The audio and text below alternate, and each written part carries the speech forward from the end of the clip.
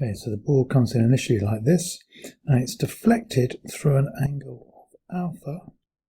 That's my alpha there, and it says that sine alpha is 8/17, so that means that bit there is 8, that bit is 17, because sine is opposite of hypotenuse, and that bit here, then that becomes 17 squared minus 8 squared, that's 225, so that length there is 15.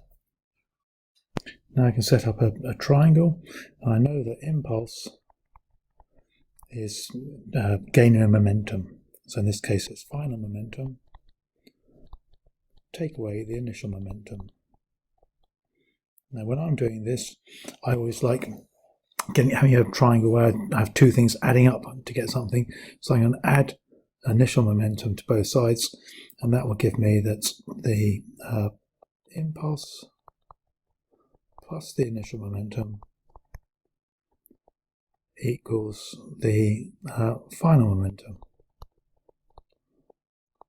And now all I need to do is get the impulse and the initial momentum together. So the first thing, that's the initial momentum.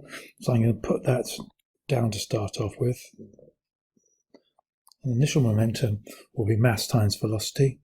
So it's the mass is 0.6. So that's going to be 0.6 times by the velocity 1.5, and that equals 0.9 Newton seconds. The next thing I'm going to do, so I've done the initial momentum, wrong colour. I've done the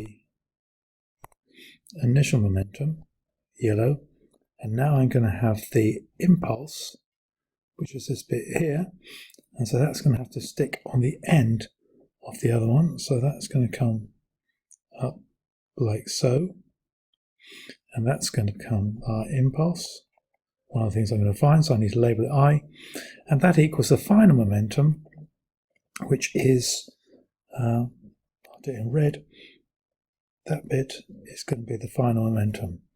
So that is going to be 3.4 times by its mass, which is 0.6, and that equals 2.04 Newton seconds. So now I should be able to work out this. I need to find out this angle, so it's been deflected through by an angle of alpha. So that bit, that was the original bit, and the angle we've deflected through this bit here, and that is sine to the minus 1 of 8/17.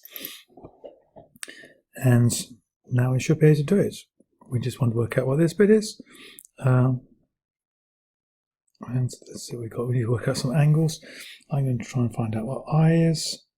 And so I've got sine alpha is 8/17.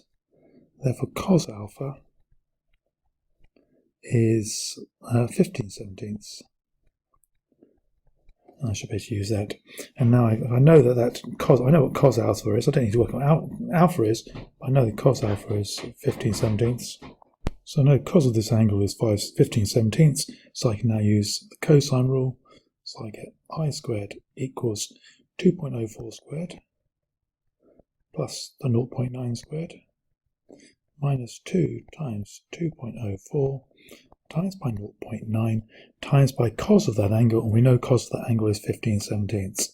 So that's just times by 15/17, and that says that I squared equals 1.77316, and so I equals 1.3159 Newton seconds. And now we have to work out, so we find I, we now need to work out what theta is. And theta is this angle here. So this blue one here, I just drew up here.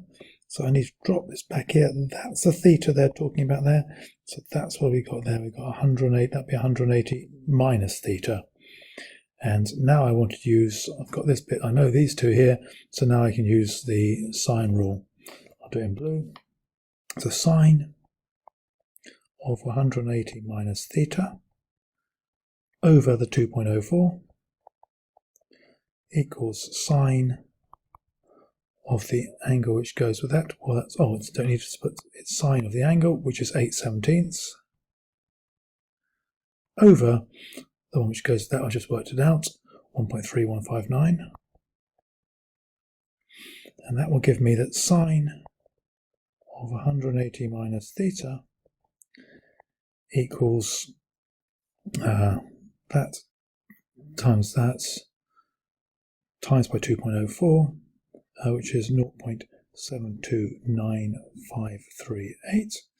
And so therefore I'm going to sine to minus 1 both sides, and that will say that 180 minus theta equals sine to minus 1 of this, which is 46.8 degrees, or it can, when sine to minus 1 disappears, you get theta, or 180 minus theta.